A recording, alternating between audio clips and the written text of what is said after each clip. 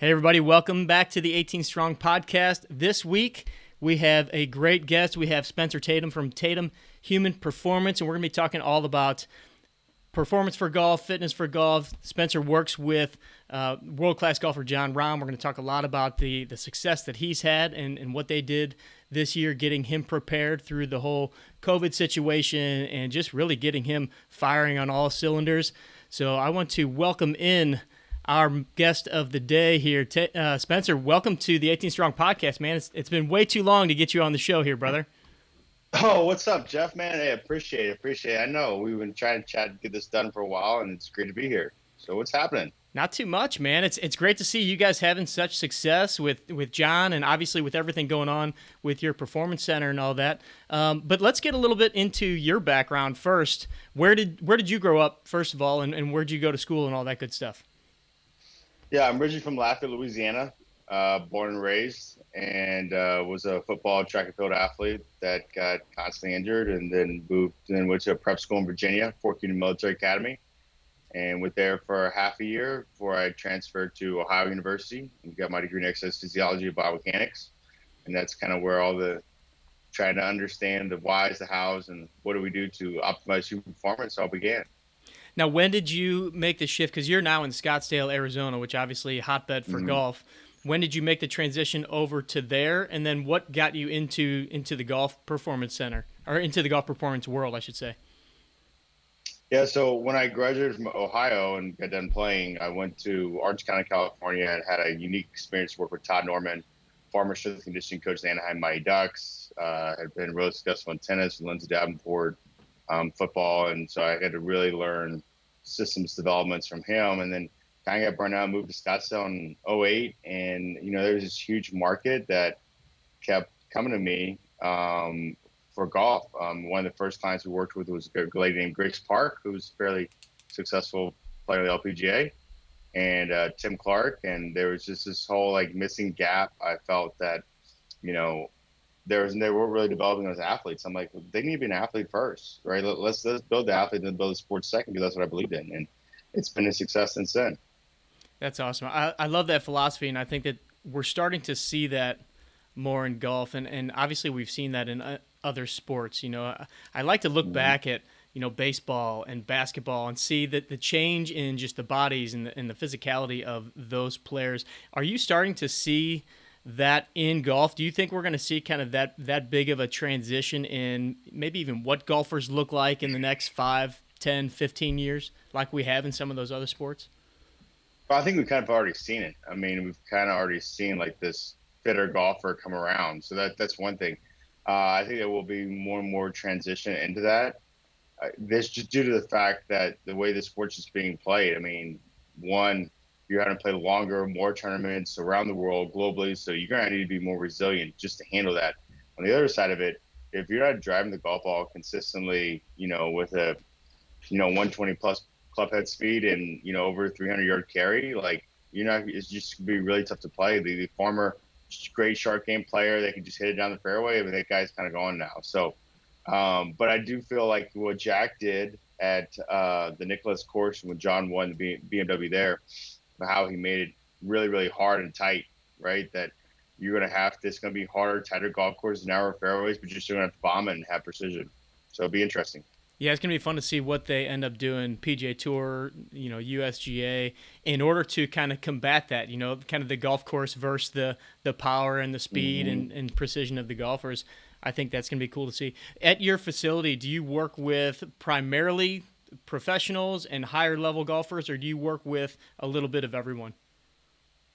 No, we have a little bit of everything. We have everything from youth athletes to C-level exec, people, stay-at-home moms, all the way to the highest level who work football, basketball, golf, baseball, been in the fight world. Tennis has also been a big thing for us, hockey. So we've done it all, but our main primary focus is rotational power and really owning that space and then applying it into these other sports and people. What's been the crossover? Because I worked in a facility. I had a facility a few years back, and there were quite a few professional hockey players in there, and it was always neat for me to Mm-hmm. see the interaction between the different athletes, the golfers, the hockey players. We had some baseball players. And what have you seen with maybe some of your younger golfers, or even, you were mentioning some of the businessmen that come in, when they see the way that some of these other athletes are training? Has that had an impact on maybe the effort or the style or the desire of the way that they want to train? Yeah, definitely. It's motivation on both sides, right? It's motivation when the guys don't want to train. They're seeing, we got like little girl Annie Dawson in here. Annie's probably 14. She's probably buck 20 at most, and she's pulling 135 off the floor. I'm like, hey, look, if Annie can do it, you need to get on the horse here. So that's really cool because you create this collaborative approach, this motivation, you create community because in any great team or any great organization, community and culture wins, right? If you have those two elements right there, yeah, I've seen bad coaches and bad training programs win because they have community and culture, and they will go through the wall for one another. So that's what we try to community. We really try to build that community, build that culture. I think on the crossover athletes, they just kind of have fun with it because it's kind of like anything you can do, I can do better type thing. So it's kind of fun to see, but we keep them within their lanes and let them have fun with one another. And then everybody wants to go play with the golf, and the golfers want to know like what are they doing in their sports. It's fun. Yeah, that's kind of what I always saw too, was this collaborative effort. They all kind of pushed each other a little bit. It was funny because the hockey players all wanted to know more about golf, and the golfers always wanted to shoot hockey pucks, and it was just kind of cool to see.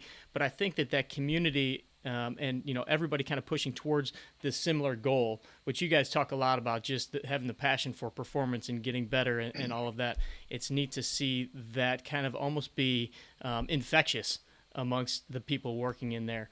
I'm curious. Let's talk a little bit about with Jon and everything that's gone on with his career these past several months. He's just kind of exploded, hit #1 in the world. How did the whole shutdown COVID thing impact the way that you guys worked in that time period? Obviously, kind of gave you guys more of an off season. I'm curious how you adapted and really obviously took advantage of that.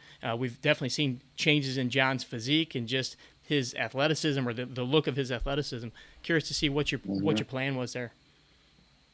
Yeah, so right when it happened, we had a team meeting with myself and our team. Dr. Jimmy Ewan was involved, who's been on the podcast. We sat down with Jon, and Jon was like, "Okay, I need to have a goal. I need to know what I'm working for." And we were like, "Yeah, 100%. We don't want to just go in the blind." So what we try to do, and then we kept changing, right? COVID was only supposed to be like a couple of weeks, Yeah. and then it turned into months. So that was pretty interesting. So what we started to do was, okay, we went through a full battery of tests, right? We normally don't have, we only could do once a year. We went through a full battery test from movement to strength to power to aerobic capacity to aerobic endurance, because we know that aerobic system plays a big deal in our recovery side. So we went through all that. We looked at all the nutrition, did some other things in there. And then we just built a game plan for that. And we said, like, okay, like, look, here's where we need to be. Here's our goals. Here's our aspirations. What can we capitalize on right now? And a lot of it was we kind of got away from the golf for a little bit and really focused on developing the body. The one thing that we did account for that it did come is like when he got back on the tour was he was a little bit stronger, and we had to readjust all of his club settings, and Right. just because the distances were way off. But he adjusted that really quickly. That's the problem we saw in the first 3 weeks was it wasn't that he was playing that bad. He didn't know where his distances were because what he was normally hitting was flying over the green by like 10 yards. So yeah, I would imagine coming back not having, because usually those guys are so dialed into all those numbers, that had to take a little adjustment. But obviously with the technology and just, I mean, the professionalism of those guys, they can probably adapt so much quicker than the rest of us would. I'm curious. You mentioned the aerobic system, because a lot of times we don't think of the aerobic system when we think of golf all that much. Being a game where we're typically walking. Obviously, you have a couple seconds of high intensity, power output. But you mentioned the aerobic system plays a huge piece, and I think that many times we kind of just forget about that. Kind of go into a little more detail for us there. Yeah, I think first of all, golf is an anaerobic sport, right? It's a power on the driver. If you look at it, right, it's like a max effort sprint, right, or max effort lift, like 1 RM deadlift or power clean. But on the other side of it is we need an aerobic system to support it, because the more aerobically fit we are. Now, we're not trying to dampen them down and make them into a CrossFitter, right, or an endurance person, but we have a baseline aerobic system that works very effectively and efficiently. Then when they go through a driver, they can recover their nervous system, and they can also recover from day in and day out rounds quicker, faster, and more efficiently.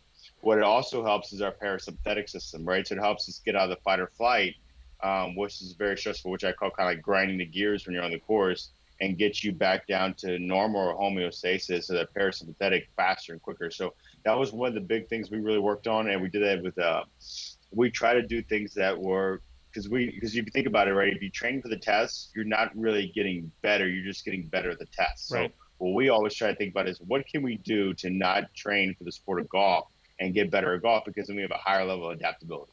Oh, I love that. I love that. So, what were some of the things that you did to work on? Like, what does that look like as far as implementing that into your training programs? Is that and maybe when do you do it? You know, obviously you guys are lifting weights. You're doing some of the aerobic training. You're doing some of the mobility stuff, movement stuff. How do you kind of separate, or how do you maybe intertwine some of that? And what does that aerobic exercise or workout look like? Yeah, so we gotta maintain our intensity of our strength, right, and our power output. So that's only really done like twice a week. We really look at that, right? We space them out accordingly, and we're using, whether it's a Whoop or Aura Ring or other readiness tests that we use, to measure where they're at that day, to make sure it's the right strategy at the right time. And then during that, we've done, I like the bike, but I think some people got really addicted to like Peloton right now, Yeah. and I think that's a big problem for golfers. Tight IT bands, tight hips, tight thoracic, shoulder mobility is limited. So really looking at that, and like, okay, a lot of rowing, carries, um, different mixed modal stuff. So John's very athletic, which a lot of people may have seen or may not have seen. John's extremely fast learner too when it comes down to movement skills. So he's very efficient with swings and get ups, and all the stuff that you see a normal traditional athlete do. John can do all that. So we're able to take some of that and make that into aerobic and really build his body, build his capacity, and then we're also bringing in the intensity as needed. So, and the thing is, you gotta give hats off to John. I mean, that was a really, really tough time, no golf, and he's a person who trains to play better golf. He's not there to train for vanity. I mean, of course, we all like to look well, but he's really there to play without having golf. He had to really commit to himself, and that was great for him to see. Yeah, I mean, just the fact that he kind of came to you guys and said, "Hey, I need something to train for. I need a goal during this time." I think that that's one of the things that separates, the best of the best from a lot of the rest of people, is simply knowing, like, I can't just train to train. I got to have something that I'm focused on. And the situation was completely different than anything you'd ever seen as far as, the off season and everything.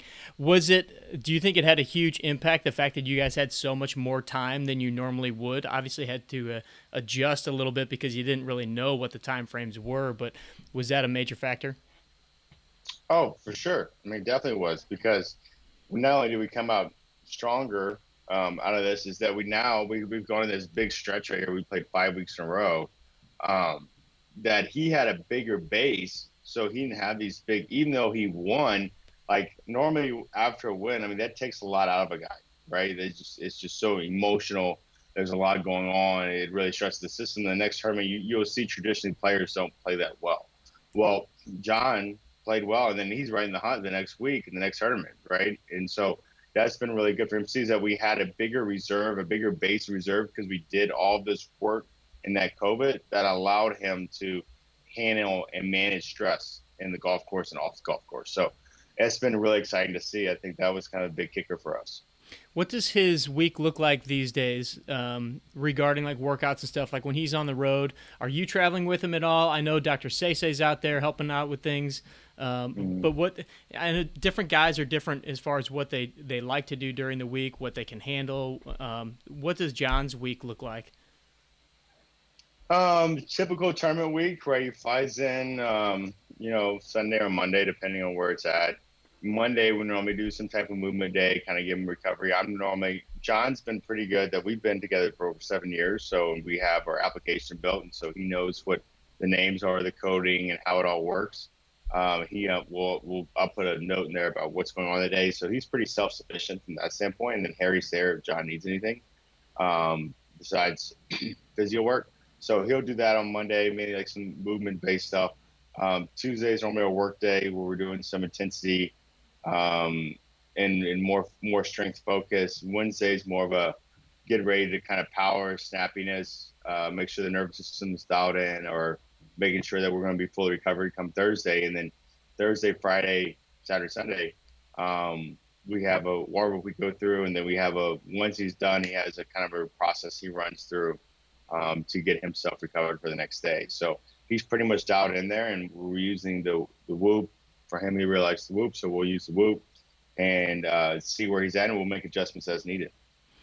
Regarding the Whoop, and there are a couple other ones that you mentioned too, just these recovery devices, what do you think has been some of the biggest benefit, and are there any drawbacks to using those kind of devices? I know some people think that maybe, having something that's always telling you what your body is feeling versus actually kind of just reading your body. People have different thought processes there. What are some of the pros? What are some of the cons that you've seen regarding some of the technology that's out there now?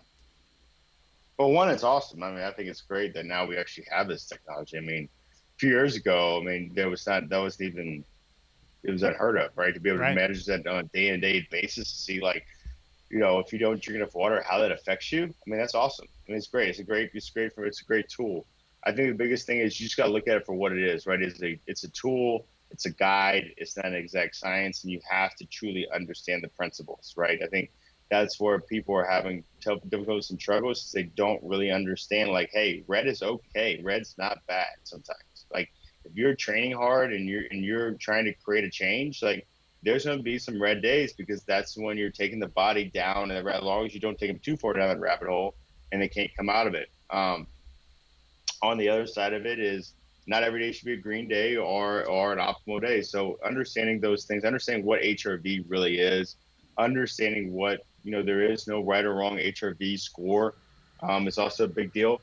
The negative side is if it truly affects people mentally, right? They feel like if they see a red day, they just throws them for a loop. Mm-hmm. The one thing that we always do is we sit down with every single person who goes on it and says, hey, like, this is what this means. This is what this means. And so they truly understand, like, hey, your best performance may come on a red day, because what we've seen in history is that most PR world records are broken under three conditions: they're sick, they're extremely fatigued, or they're hungover, right?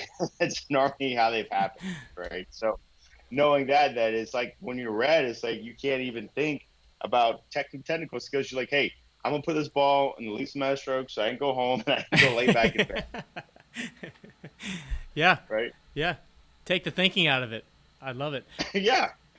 So, and it's just kind of get to knowing. That's where it comes into like deeper levels of truly understanding. Is what we've done is we've looked at all the rounds, all the Whoop scores, all the HRV scores, and truly see, like, when does our athletes play their best under what condition, what trend lines can we see? Because it may not be green. Yeah. Yeah, with these devices, I think that the thing that has really helped me, and just to kind of understand a little bit better, is just kind of starting to notice patterns in your own self, right? It's for the people that have a Whoop or have the ring or whatever it is, it's like it's almost a little bit of an accountability to see, like, okay, what are the habits that I have that are positively impacting my recovery, and the ones that are negatively impacting my recovery. And if I wake up on a day and I'm not fully recovered, that doesn't mean, I got to go lay on the couch all day. It means you can just be smart about the way that you're training, as opposed to, I'm red today, so that means I can't do anything. So I think people Right, sometimes exactly. get that mixed up a little bit. I'm And curious. sometimes that is the best strategy, Yeah, right? That is the best strategy, just to go nap, right, and take that nap. exactly. So. I'm curious, kind of shifting gears a little more towards the Mhm. recreational golfer, the weekend golfer, a lot of those type of clients that you work with.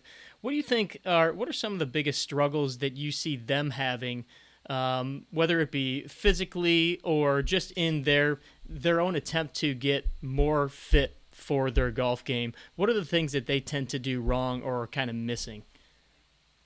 Well, I think the first one is they don't really understand. The first thing is they think that they can just outwork it, right? That they can just go spend more time in the range, they can spend more time in the swing coach, they can spend more time in their clubs. And a lot of times that's not the case, right? For us to create a effective dynamic body swing connection and to create this duplicable, repeatable golf swing, we got to make sure we have a body that can move properly, right? So that's kind of the big one. And then also too, on the other side, is kind of what we're talking about with the Whoop stuff is understanding like how all these other things, their lifestyle, their schedule, their stress, um, doing repetitive motions over again, all affect their movement patterns, all affect their golf performance. And that if they can just drink a little bit more water, eat a little more fruits and vegetables, get a little bit more sleep, can manage their stress a little bit better, that a lot of things overall will get better. So looking at that as a whole, so that's kind of the first thing is kind of creating that awareness with them. And but also too, not going from 0 to Mach 3 overnight. I think starting with habits, starting with like, okay, hey, let's just focus on being consistent and getting here in the training gym. Right? I don't care if you don't have a great day, you just need to show up and do the work, right? For right now, right? And we're not going to worry about how much it is or how much load it is. Let's get you moving. Let's try to take the body off the table. I think that's like the first thing we see with our recreational golfers. And I think a lot of things of what they're thinking, like we did 4 new assessments yesterday with people all over the world. It's very interesting, but the common things you kind of see is what they were thinking is when we go through the TPR, we go through the FMS, and they're like, oh, wow, I did not know that was causing this, and that deficiency or that lack of movement pattern is what's really making my golf swing way more challenging. And they're like, oh, I got it, and it really connects the dots and resonates with them. And on the other side of it, we also help them understand, like, hey, here's the opportunities, right? These are your opportunities of success. So Exactly. I think that's kind of the biggest thing right there, because I think most times a fitness and power issue, and most time, I'm not saying it's not, but let's see if the movement, if we can clean the movement up while we're training fitness and power, then let's see what happens.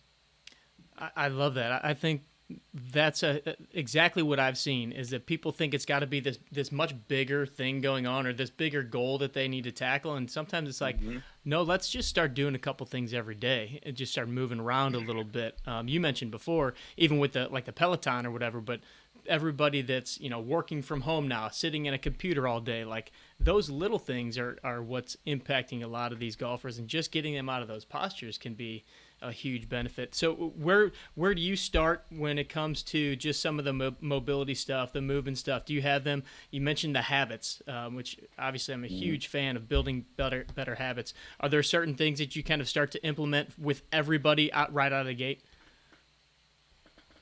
I mean, the first thing is the process isn't change, it's the intent, right? And where they're starting. So we always want to make sure we always go through our standard operating procedure. And that is, we're going to go through our night screen, which gives us an understanding of how, your medical history, your current lifestyle habits, your motivation types, your communication. How do you like to be communicated to? Because that's also a big thing, because we're still in the relationship business. Um, Past success, past challenges, also do what sports they played growing up. These are all common things that we look at and what level they play at, right? So we're trying to understand all these different variables, and then we'll do their in-body to see how they're managing stress if they're here locally. If not, we'll do it in other forms, fashions if they're not here. And then we go through the movement screen. That helps us kind of dictate. So those kind of things help us. That right there helps us understand where they're at, and then we help them define if they don't know where they truly want to go, and then we help put together that process and give them a clear pathway, because I think that's kind of basically the biggest thing is people don't understand where they are, they don't understand where they want to go, and they don't have clear pathways. So we're confused, we're overwhelmed, and now we're overstressed. And so then either we fight or flight, or we don't take action, we freeze. So we try to eliminate variables for them.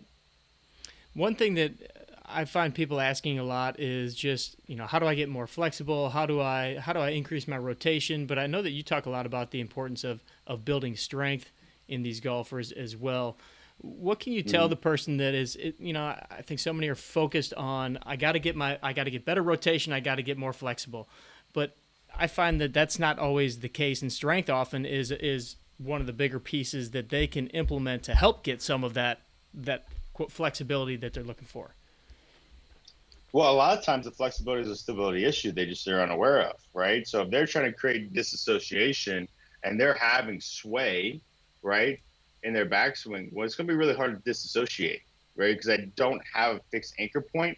on my bottom, on my back leg, that I can rotate on, right? So if I'm swaying on the outside of the foot, so sometimes the dissociation issue could just be a foot issue that we can't stabilize that foot that will allow us to turn, allow us to create separation. So I think that's one thing. The other thing is that, I think a lot of times they try to make the mobility into an exercise or conditioning session where it needs to be, hey, small doses and do a lot of them throughout your day, right? So if you're having a tight hip flexor, like drop down to your if it's your right side, drop to your right knee in the ground, get everything to line up, stay there for 30 seconds, and try to do that in each and right left hip, and try to do that every hour in the hour, right? 30 seconds right, 30 seconds left. See over time instead of doing one big session because it's just not going to stay, right? Smaller doses, a lot more of them, you're going to have a lot more success. Awesome. Regarding some of the strength stuff, I know I've seen some posts where Jon's doing like a hex bar deadlift or something like that, and just like always on social media, you're going to get people firing from both sides. Oh, that's great. Oh, that's stupid. That's too heavy. What kind of strength parameters, if any, do you think your golfers need to have? Like, are there any set points that you guys look at as far as like, whether it be squats or deadlifts or presses or anything like that you could kind of give some guidance to the audience? Or is it a little bit more just individualized and you don't really put as much stock in something like that? I think you have to have some norms and standards, right? You have to take a stand on what is strong enough for golf, and full body resiliency. I look at it as like, okay, if they don't have any major movement restrictions, right? Like they don't have any trauma, they don't have a locked up ankle, or they don't have a dislocated hip or knee replacement, right? Nothing like to where they physically will never go past that, right? Um, you should be able to, some of the norms that we look at is they should be able to squat half their body weight, for 10 reps, right? That's one thing. They should be able to pull deadlift, 1.5 to 2 times body weight. Split squat, I'm looking at lower body strength. Their split squat should be do 8 reps at 35%, 40% of body weight on each leg. That right there, at least you have the strength box checked, right? Because if you don't have strength, you can't create power. You can't, whether it's aerobically or it's in the golf swing or jumping and hopping, right? So that's one thing they have to look at. Like, we need the baseline strength. Then once they're strong enough, then we just need to maintain it. Now, some guys are freakishly strong. Like Jon's lower body is really strong, and he can go way past. We shut him down before he even gets to where he's nearly at a max. So, but if they have it, you still have to train it, right? Some people just have that. They can create that strength. They can create that force, that force in the ground. So if they got it, you gotta train it, right? Like, I mean, I have NFL guys that can back squat 700 pounds, like all the way down, hamstrings to the back of the calf and come back out of it, right, at 240. So, it doesn't mean just because they have it, we just need to maintain it. I don't need to go to 700. I just need to give them low doses here and there a couple times a year to make sure they can maintain it. But then the focus is like, once you get somebody strong enough, then how do you apply it? How do you convert that to power? How do you convert that to speed, right? They need both of those things. And you need to understand, is it a power issue or is it a speed issue? That's where you get into like an RSI jump where you're jumping for 10 times and you're looking with that leg. So using like a push band, and you can look at their rotational med ball power stuff. So that becomes really cool. We love getting in those rabbit holes. But the first thing we got to the strength that makes us the most resilient. Yeah, I like that direction of once you have the strength, then developing that into how do you really transfer that into power? And then my other question is, how do you then take that and implement that into the golf swing and actually utilizing it on the course?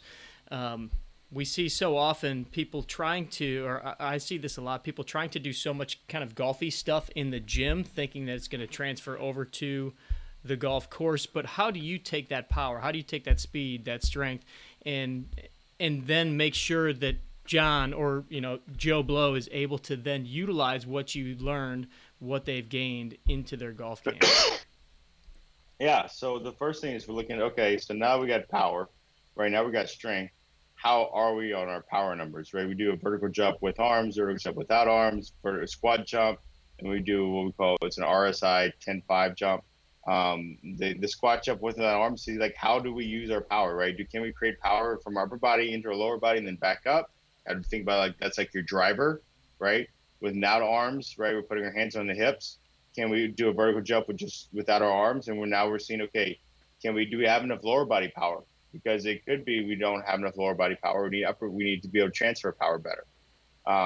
So that's two things we look at, because then we'll look at that. What is that relative to their weight, right? Because if they're light and they're jumping really, really high, then we know, hey, we got a lot of speed, right? We just may not have a lot of power, right? But if they're jumping relatively high for their weight, then we know, okay, we got power, we need more speed.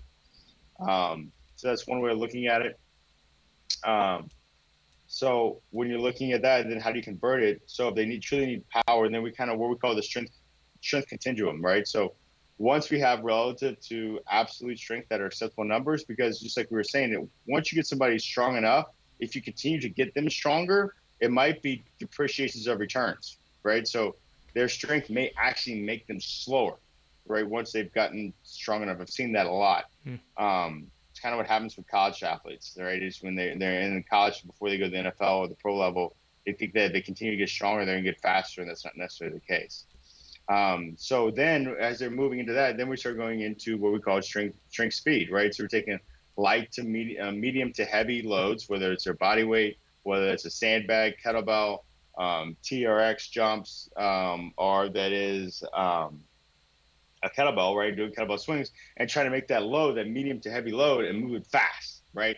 Can we now take that force and make it to where it's like boom, boom, boom, right? And then we're also working, and then once we kind of get that going, then we can start converting that into speed. Because once you learn the skill and became efficient at it, right? So no longer we're in skill development of creating power. Now we're in the skill development of creating speed. Now, how can we take that and own it? Then we can go like to speed 6. We can go to throwing really light med balls, Indian clubs, rip trainers at light loads, and seeing how fast they can move them. But we don't want to if we're training power or we're training speed, we don't want to make that into a conditioning drill. That's where a lot of people go wrong, right? So we're talking 5 to 2 reps, max effort, max power, right? And then you're going to sit for 2 to 5 minutes. That's something that the general public never sees. You know, they see the jumps, they see repetitive jumps, and I think people end up using those plyometric type drills for conditioning stuff, but they don't realize that in a situation like that, yeah, you're going max effort, and then you gotta rest, just like you were talking about the nervous system before, giving it time to kind of shut down, recuperate, so then you can give it that extra ounce later on. I love that. I've seen you guys doing some stuff with like some clubs and like moving around different movement patterns and stuff. I think you and Jimmy were doing it with Jon. What's the reasoning behind some of those different movement patterns and flows that you guys do? Yeah, I think it all comes off of martial arts, right? If you look at the way when we first started training, what were we training for? We were training to be a better warrior, a better fighter. If you really think about the sport of golf is striking with an object. So striking another object with an object. So using that understanding, we use a lot of martial arts because the martial arts helps teach lower body sequencing, teaches upper body sequencing. That what you're kind of talking about is what we're using the Kali sticks, right? It's the Filipino martial arts sticks. Like if you saw Rambo 3 when he's coming out in the intro, when he's hitting the sticks and they're stick fighting, that's what that comes off of. So Rambo is really becoming Rambo. No, I'm playing. So, but using those, it helps work on. Think about if you think about the golf swing, the Kali sticks, especially what we call heaven 6. The top hand's going and the bottom hand's going right in a rotational pattern. That's just what happens in the golf swing. You said now your hands are fixed on one weapon instead of now we separate them. Now can we develop the sequencing? And that's been a major drill to help people really work on driving that when you're especially driver long irons or even with wedges, helping people really get that feeling of their body is creating the body swing connection and not the arms and the upper body, and get that to where the body's starting to move. We're starting to move if it's the right-handed player from right to left, and they're posting on that leg and then letting the arms become the whip, right? And they've released the implementation. So one thing about Jon that everybody talks about is, you know, he's got this golf swing that's super unique, right? Short little backswing, but just insane power, insane distance. Do you feel like it's hit a lot of lower body strength and power that has allowed him to do that, or is there something that we don't really see in his golf swing where it happens so fast? We see this short little backswing, but obviously he's able to generate insane speed and power there. Well, I mean, he has some deficiencies, right? That he will not be able to work around. Like he's had a club foot on his right leg. So if you look at his legs are two different sizes. So he doesn't have any ankle mobility on his right side. Physically can't happen. So that's one thing. The other side of it kind of goes back to his development, right? So he was a soccer goalie growing up. He played a lot of handball, a lot of racket sports growing up. So he has this really great. I mean, he has this really crazy eye-hand coordination. They showed me a shot yesterday where he skipped it off of the pool, the golf ball off the pool, and made it in the cup. I mean, it was insane. It's crazy. So he has this crazy eye-hand coordination. On the other side of that is that even though his golf swing looks short, right, he just doesn't take the club all the way back like you'll see a lot of people who create lag. Because one, he doesn't need to. He's 240. I mean, he's not 155 pounds. He's not Rory, right? He's 240. He doesn't need to do that to create the same amount of club head speed. On the other side of that, it eliminates variables. It's more consistent. That's why he's one of the best ball strikers, tee to green, every single year. He's in the top 3. And so that helps with he's eliminating variables. And then the other side of it, he does have major disassociation. If you really look at how far his shoulders disassociate from his hips, even though the club head's not that far back, right, it's major disassociation. And he truly just uses the ground efficiently and effectively. I mean, his smash factor is like at worst 149, but he's normally 1.5 every single time. That's just sick. I mean, with the tack angle of 2. The combination of all those things, just his size, his athleticism. I mean, there's no wonder why he was number 1 in the world, right? All right, before we close up, I want to ask you, first of all, just about your handle on Instagram, which people can see here on the screen, Win the Day. I love the mantra behind that. What made you use that as your Instagram handle? It kind of sounds like that's a big piece of the message and the mission of what you're doing there at Tatum Human Performance. Yeah, I think Win the Day, I mean, it was just something that I saw, and I was like, wow, that really resonates with me. It's like, you got to win every day. And it doesn't mean you're trying to beat everybody. It means you're trying to be the best person you can be. Win that day. And Win the Day could be everything from being a better human being, calling somebody, telling them you love them, giving everything you got, or it could be, hey, Win the Day could just be resting and recuperating, allow you to regenerate so you can be your best when your best is needed. The other side is 10 for 10. I was like, and I've heard this and I know this, that anytime you don't give your full effort, you're not gonna get great results. And you're not gonna like them. You give halfway effort, you get halfway results. You're gonna be frustrated. So why not sell out, right? You don't know when your last day is gonna be. So let's just go ahead and sell out and see what happens. Awesome. All right, before we get into our last couple of questions here, where's the best place for people to go and find you, find out more about what you guys are doing at THP? And then also, I know you've got some cool things coming up that I want you to tell the audience what you have coming, Sure. Give you a little space there. Yeah, our Instagram, Ignite THP. You can find us right there. Our website is also ignitetehp.com. That's probably the 2 easiest ways to get a hold of us and see what we got going on. We're constantly creating blog content right now. We're creating a lot of different things from that standpoint. And then our Instagram, I mean, my team does an unbelievable job putting that together. Chris, Ash, and Jess and Dalton, they do a great job. They're really, I mean, everything they're tracking and measuring and sharing our success and really trying to build community through our Instagram. So if you're looking for content or looking for things that can help you, follow us and we'll see what we can provide. Awesome. And then you said you guys have kind of a new platform coming out soon that I know it may not be ready yet, right? But we'll let the audience know when it does come out.